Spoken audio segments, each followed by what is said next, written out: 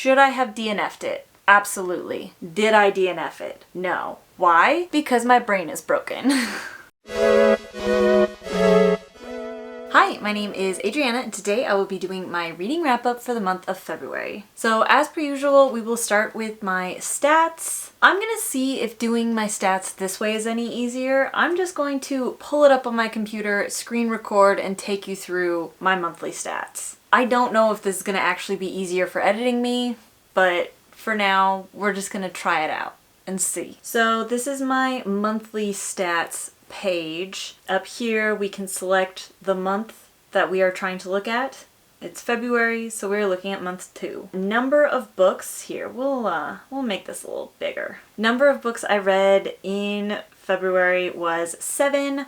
That was a total of 1,911 pages read with my eyeballs. The average page length of my eyeball reads was 477.8 pages, which is really long. That's a really long average page length. Hours listened was 25.5 hours, and currently my physical TBR is at 38 books. So scrolling down to some graphs, we're gonna have to make this smaller again. So looking at my genre breakdown, I had 3 fantasy, 2 mystery thriller, 1 romance, 1 sci-fi, and 1 historical fiction for a breakdown of many colors.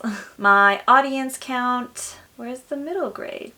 Where'd it go? Moments later. Okay, perfect. So 6 of my books had an adult audience, 1 was young adult, and 1 was middle grade. That tracks with my general reading preference. I don't know if I've ever really specified this. When I say adult, I guess mean more like general audience up to mature content. So I don't really specify out like spicy books from just general audience books. Like, adult is kind of just a catch-all term for anything that is not YA or middle grade. Next one is my series standing graph. I had 3 standalone books, 1 start of a series, and 4 in a series. So this is being weighted again by the Squash That Series readathon. It bled over into February, so it is still affecting some of my stats, but not as badly as January's stats. The format breakdown we have going on is 3 ebook, 1 paperback, and 4 audiobook. I'm trying to cut back on audiobooks. I really don't want like half of my reading to be... I'm just now realizing that this is not adding up to what it should be. Why does this say 7? Everything else is 8.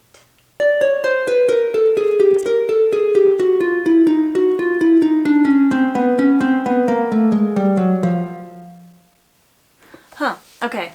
Yeah, I don't know why that's counting 7 instead of 8, but apparently I read 8 books in February. Okay, I'm going to do my best to explain this succinctly, but it was in fact my graphs that were wrong and not the original like text box. They were accidentally including a book I finished March 1st, so I did in fact only read 7 books, so just ignore every time I say 8 books from here on out. Anyway, where was I? I think we got through format. But yeah, I don't want half of my books to be audiobook, but there was a readathon happening. Hopefully things even out in March. The next graph is my source, where I got things from. 5 of my books were from the library, 2 are from the publisher, and 1 I had already owned. And then my ratings breakdown, I had 2 5 stars, 4 3 stars, and 1 2 star, which I realistically would like to see more 4s. Like, 4 3 stars seems fine. I would always love to be reading 4s and 5s, but I mean, it's not the worst, I guess. And then the last graph I have is my page length graph. So 1 of my books was in the 300 page range, 1 was in the 400 page range, and 2 of them were 500 page range, which this is only counting physical books, so there's only 4 books being represented in this graph. So with that, I think that is all my monthly stats I will cover. So before we jump into the book by book breakdown, please consider liking and commenting on this video and subscribing to my channel if you like bookish things. The first book I finished in February was Still Life with Crows. This one I read in kind of a funky way because it was Squash That series. I had started it when we were like outside of a game, and then for the next week's game it didn't really fit, so I had to kind of like shelve it for like a week, and then I came back to it. I have a full like book review on this book going deep into my thoughts, but I think the way I read it might have also impacted my enjoyment of it. But overall, this book was just kind of boring. The ending does turn it out, like it is crazy, but it's just kind of boring. I had to read it because I do want to continue on in the Pendergast series because I know it gets really good later on. At least that's what I've been told, and that's what I'm hoping for. But for now, I had to slog through this one to get to better ones. The next book I finished was Bloodline. Again, a Squash That series pick, working through my Sigma Force reread. This is a very shiny cover, holy moly. Loved it, loved Sigma Force, loved this book.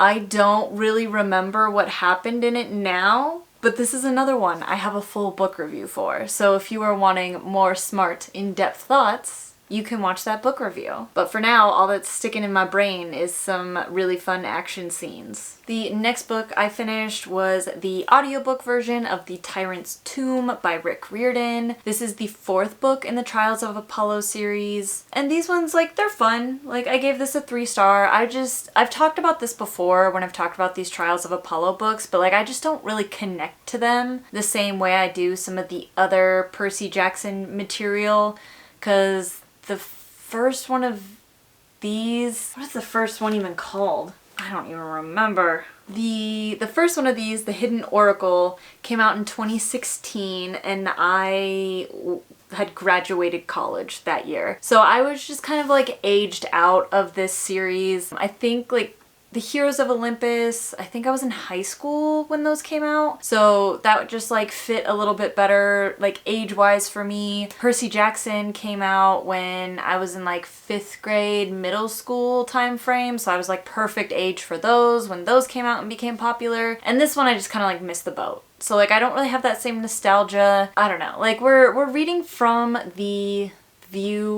POV of Apollo. He has been punished for his crimes in the last series by Zeus by being turned into a mortal. So we have like this ancient being who is stuck as a 16-year-old human for a while. And because Apollo is like an ancient being, the author, I think, kind of lets some more of his own interests seep in a little bit. Like, I don't know how best to explain this, but like Apollo feels like a 45-year-old white man in a way that I didn't really get from like Jason Grace or Percy Jackson. And I don't know if it's because like as an author, knowing he was writing like a 12-year-old boy or like a 16-year-old boy, he like held parts of himself back out of like the voice of the character in a way that I don't think he does with Apollo. And so it's just kind of like weird reading from Apollo, who's like, he doesn't really feel like an ancient being or like a 16-year-old boy. He feels like Rick Riordan. I don't know if anybody else feels this way. That's just kind of how I feel. I don't know. We're gonna move on because I will just talk myself in circles about this. The next audiobook I listened to was Camp Jupiter Classified. So I think it's either 3.5 or 2.5 in this series. Is like a short little novelette, novella, I don't know where the line is drawn, of Camp Half-Blood Classified that like kind of goes into Camp Half-Blood and like, or not, yeah, Camp Half-Blood and like what is going on there. This one is for Camp Jupiter, the Roman camp in California. So that's kind of fun to kind of get a delve more into just kind of world building stuff, more so than like actual like things that matter to the plot of the Trials of Apollo. But it's fun. It's cute. I enjoyed it. I think I give it, yeah, 3 stars, but like a cute 3 stars. The next book I finished was the first book I read outside of Squash That series, and that was a NetGalley arc called I Got My Mind Set on Brew. This is a workplace romance set in a brewery, and I thought I was really gonna like it, and I really didn't. Like, I will have a NetGalley arc with this book in it coming out at some point that'll have, you know, again, more in-depth, real-time thoughts. But like, I just never really liked these characters and I never really understood why they liked each other or like what was going on. And that just makes it hard to get into a romance, even though I really like beer. And I think I just found myself bored a lot. This is the one I gave 2 stars. This is the 2-star book. Should I have DNF'd it? Absolutely. Did I DNF it? No. Why? Because my brain is broken. So the next book I finished was a book I really fought for, and that is The Arc of Medea by Rosie Hewlett. This is a retelling of the Argonauts from the perspective of Medea, the wife of Jason, and kind of her story before the Argonauts show up to her homeland as well. And I loved it. Again, this is going to be part of a... Oh no, this was already part of a NetGalley reading vlog. So you can check out that vlog for more thoughts. But I am obsessed with this book. This book is so angry. Like, if you liked Galatea by Madeline Miller, but you wish it was like a whole novel, this is the book for you.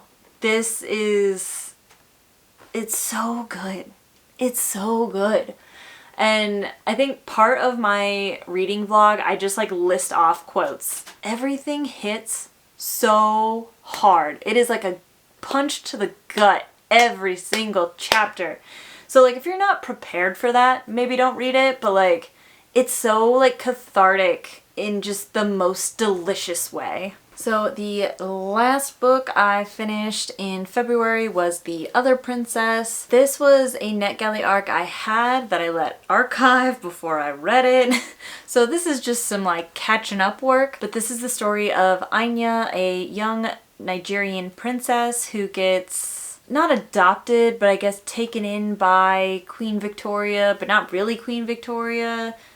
Is she just like Queen Victoria just kind of is like, you are a ward of the kingdom, but like you aren't gonna live at the palace, like we're just gonna set you around with some families. So it's really just kind of an exploration of the life of this real person that I think we had just, the author has like an author's note in the back that like her life had just been kind of like recently rediscovered that she even existed. So we just kind of see her like bebop around from Nigeria to England to back to Nigeria to getting married and dealing with royals and like, so like there's not so much a plot as it is you just kind of like follow her through her life and see how she reacts to different situations. I am also doing a vlog on this, but it's not out yet.